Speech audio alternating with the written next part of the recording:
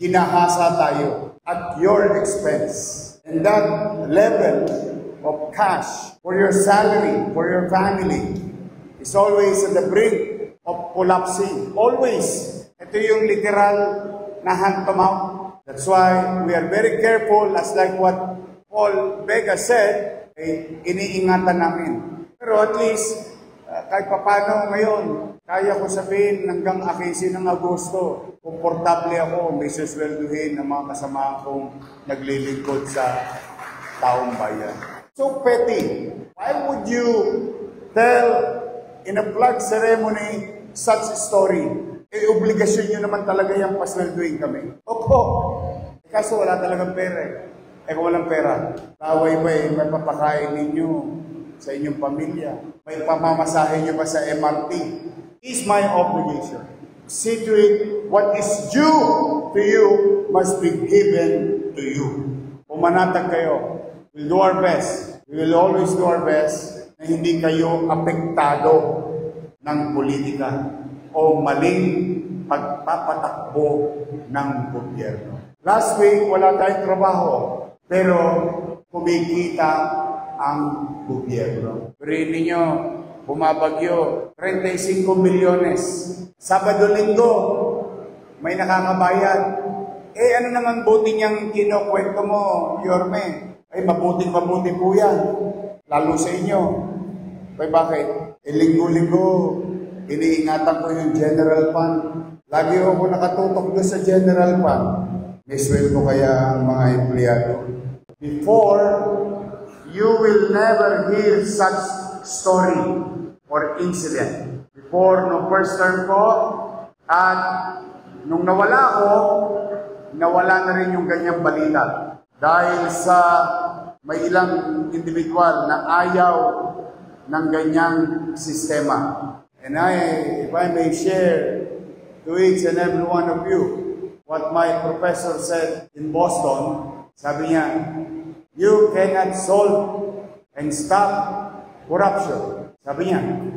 So nasyak kami lahat. Yung pala, yung salita niyang yun ay may kuwit. For corruption to die, you must limit human discretion in government transaction. Then corruption naturally will die. Go Manila at the time and now is an initiative of your city government under my watch. And there are so many reasons. But one of those major reasons, ang pinakamahalagang dahilan, ay bigyan ng convenience yung mga taong nagbabayad ng buwis o ng kanilang obligasyon sa pamahalaan. Saan ka pa naman nakakita? Nagbabayad ka na ng kamilyar, nagbabayad ka na ng business tax, 7 oras ka pa nasa second floor, 7 oras ka pa nasa ground floor. Ang pila, 40,000, 30,000, 20,000, 10,000 tao, pipilahan mo. Nagbabayad ka na, pinahihirapan ka pa. And that, through Attorney Paul Vega, when we introduced the e-boss, that gave opportunity for the city even in wee hours. Kahit madaling araw, kahit gabi, sarado na opisina, may bagyo, nagkakaroon ng aberya. Ang tao nagkaroon ng pagkakataon to participate in such a way, fulfilling their obligation to the city government. Alright, mga kababayan, isang mapagpalang araw po sa inyong lahat at welcome po dito sa ating YouTube channel. For today's video, tayo po ay magkakaroon na naman ng another reaction video dito po sa naging live ni Mayor Isko kanina.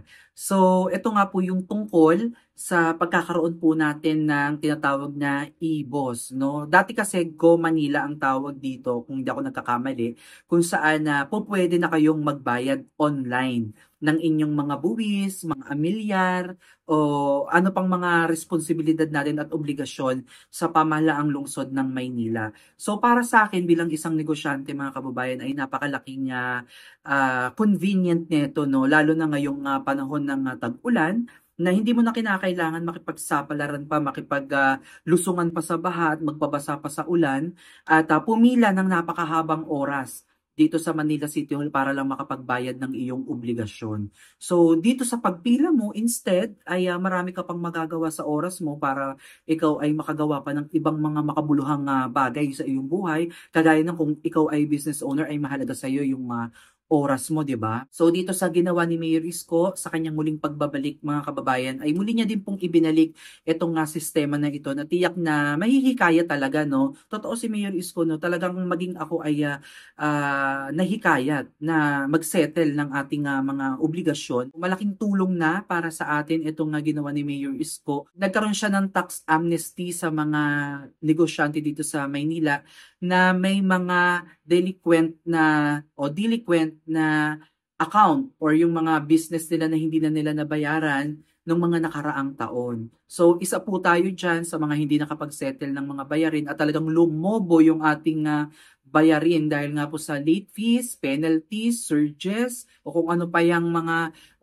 penalties na naka-addition dyan sa ating principal na dapat na bayaran. So ako kasi parang nasa around 21,000 ato or 25,000 yung annual ko. So imagine for 2022 kasi 'di ba parang nandyan pa tayo sa pandemic mode na parang unti-unti pa lang tayong bumabangon, ganyan. So pinasarado ko muna yung business, hindi na muna tayo nakapagbayad. At imagine kahit nakasarado yung business ninyo, tuloy-tuloy pa rin yung ating obligasyon, no? Hindi pa rin yan natatapos hanggat hindi mo na ipapa-close yan. So ako naman, in my case, ayoko talagang isarado yung business na yun. So gusto ko pa rin mag-retain yung pangalan niya. Kaya kahit na sinarado ko siya, mas minabuti ko na muna na i-open muna siya, no? Although may mga utang tayo. At ngayon nga, thankful tayo dahil sa muling pagbabalik ni Mayor Isko ay nagkaroon ulit siya ng tax amnesty kasi nung first term niya bilang alkalde, nagkaroon din siya ng tax amnesty kung maaalala ninyo.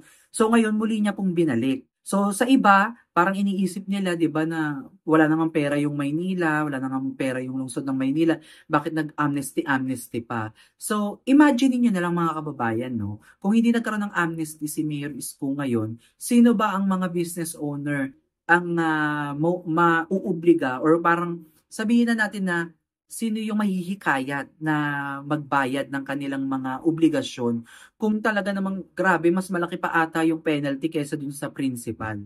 So imagine niyo yun, 'di ba? So ngayon na nagkaroon po ng amnesty si Mayor Isko, napakalaking bagay po nito, no? Napakaraming mga negosyante ang mahihikayat na magbayad nito. At ikaw naman na nandyan sa Manila City Hall, isipin mo na lang, ha, anong mas pipiliin ninyo? Mas makasingil kayo kahit papaano o talagang zero kayo? Butata, itlog. Di ba doon na kayo sa meron kayong koleksyon kaysa sa wala?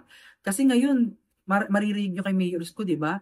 Wala silang pasok nung nakaraang linggo pero nakakolekta ata sila ng around 35 million pesos na pwedeng magamit sa pagpapasahod ng mga empleyado o pagtulong sa ating mga kababayang nangangailangan. So yung pera na yan ay napakalaking halaga para makarecover po yung ating lungsod buhat nga sa nakarang administrasyon na talagang sabi ni Mayor, ginahasa nga ang ating lungsod. Tayo po ngayon yung nagsasakripisyo. No? Totoo naman yun, mga kababayan. No? Parang sa pagdating pa lang sa usapin sa basura, naramdaman din natin yung problema natin sa pagkolekta ng mga basura, sa mga allowances ng mga senior citizen, tapos yung mga mag-aaral natin sa PLM at UDM, di ba? Kasi kapatid ko nag-aaral din sa PLM. So may mga allowances siya na hindi nakuha, kaya yun, ramdam talaga natin na may mali talaga nung nakaraang administrasyon at hindi naman yan nangyari noon nung panahon ni Mayor Isko. Although may mga utang-utang nga si Mayor Isko, pero alam naman natin kung saan napunta yung mga inutang niya, no? Meron tayo nung panahon ng pandemya, may mga free test, ano yan, yung COVID testing, di ba? Nakakapagpa-test tayo niyan, yung rapid test ba yung tinatawag na yun? Tapos meron pang mga libreng ospital, libreng bakuna, napakadami. May mga food box, ayuda, every month yan, hindi nawawala yan, mga kababayan. So napakarami, no? At talagang kahit sabi mo na nagbabayad ka ng buwis sa lungsod ng Maynila, ay hindi mo panghihinayangan, hindi mo iisipin na saan napunta yung iyong buwis na binayad. So malaki yung contribution ng bawat isang mamamayan dito sa lungsod ng Maynila. Yung naging katuwang natin si Mayor Isko nung kanyang unang termino. So after niyang mawala, so nawala na din lahat, parang parang wala na ulit, parang kanya-kanya na yung sistema, parang ang hirap na nga, 'no? Hindi lang naman ako magpapatotoo diyan, napakaraming negosyante yung, hindi talaga nakapag-settle ng kanilang business during that time. So ngayon na andiyan po si Mayor Scott, nag-offer siya ng amnesty. So, ang mga negosyante na po mismo yung lumalapit, 'no? At ngayon makikita niyo sa mga live ni Mayor Scott na napakarami pong bumibisita ulit sa kanya, nakikipag-collaborate dahil nga po ramdam yung senseridad niya at kung paano siya namuno dito sa ating, lungsod nung unang termino niya. Kaya talagang yung tiwala ng tao at yung, paniniwala nila kay Mayor Isko ay talagang solid. So ayun mga kababayan, ito lang po yung, ilan sa mga naging topic ni Mayor Isko at sa mga kapwa ko business owner na taga Maynila ay, yan, i-settle na po natin yung ating mga obligasyon sa Manila City Hall. Aside from makakatulong pa tayo, magkakaroon pa tayo ng peace of mind. Yes, you heard it right mga kababayan kasi hangga't may mga utang tayo mga kababayan na hindi nababayaran ay hindi talaga tayo 'no, hindi talaga tayo magkakaroon ng peace of mind kaya dapat i-settle natin 'yan at makakatulong pa tayo mga kababayan sa muling pag-angat at pagsigla ulit ng Maynila. So again, maraming salamat mga kababayan at magkita-kits ulit tayo sa susunod nating update. But please don't forget to subscribe sa aming mga YouTube channel, ang Coppers Vlog, Kuya J and Manila Reborn for more updates. Muli maraming salamat at God bless po sa inyong lahat.